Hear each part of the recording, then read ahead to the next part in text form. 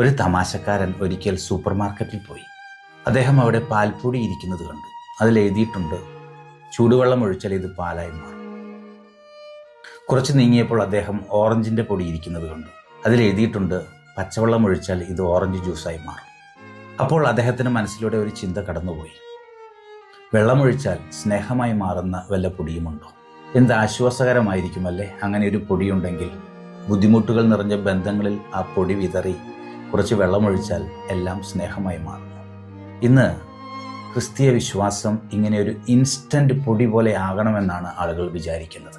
ഞാൻ പ്രാർത്ഥിക്കുന്നു, ഞാൻ പള്ളിയിൽ പോകുന്നു, എൻ്റെ പ്രതിസന്ധികളെല്ലാം മാറണം. അങ്ങനെ ചിന്തിക്കുന്ന കത്തോലിക്ക വിശ്വാസികളുടെ എണ്ണം കൂടിക്കൊണ്ടിരിക്കുകയാണ്. ഇന്ന് ദുഃഖവെള്ളിയാഴ്ച കുരിശിൻ്റെ മുൻപിൽ നിൽക്കുമ്പോൾ നാം മനസ്സിലാക്കേണ്ടത് അങ്ങനെ ഒരു കുറുക്കുവഴി ക്രൈസ്തവ വിശ്വാസത്തിൽ ഇല്ല എന്നുള്ളതാണ്. മനുഷ്യൻ അനിവാര്യമായി അവൻ്റെ കുരിശ് ചുമന്ന് നീങ്ങണം. അവൻ്റെ വേദനകളും കഷ്ടപ്പാടുകളും ബുദ്ധിമുട്ടുകളും കടബാധ്യതകളും എല്ലാം അവൻ ഓവർകം ചെയ്യണം. അതിന് അവനെ സഹായിക്കുന്നത് ക്രിസ്തുവിൻ്റെ കുരിശാണ്. ഇന്നലെ പെസഹ വ്യാഴ കുർബാനയ്ക്ക് കാറോസസ ചെല്ലാൻ ഞാൻ ഏൽപ്പിച്ചത് എൻ്റെ ഇടവകയിലെ ഒരു ഡോക്ടറെയാണ്, ലേഡി ഡോക്ടർ. ഒരു കാറോസസ മരിച്ചവർക്ക് വേണ്ടിയുള്ളതായിരുന്നു. ആ കാറോസൂസ ചൊല്ലി കുറച്ചെത്തിക്കഴിഞ്ഞപ്പോൾ ആ ഡോക്ടർ വിങ്ങിക്കരഞ്ഞു. കാരണം കഴിഞ്ഞ കൊല്ലം ആ ഡോക്ടറിൻ്റെ മകൻ മരിച്ചുപോയി.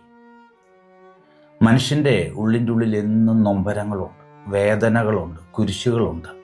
അത് അവനെ ഇടയ്ക്കിടയ്ക്ക് കുത്തി നോക്കുകയും ചെയ്യും. പക്ഷേ ഈ വേദനകളിലൊക്കെ നമുക്ക് ആശ്വാസം നൽകുന്നത് കർത്താവിൻ്റെ കുരിശാണ്.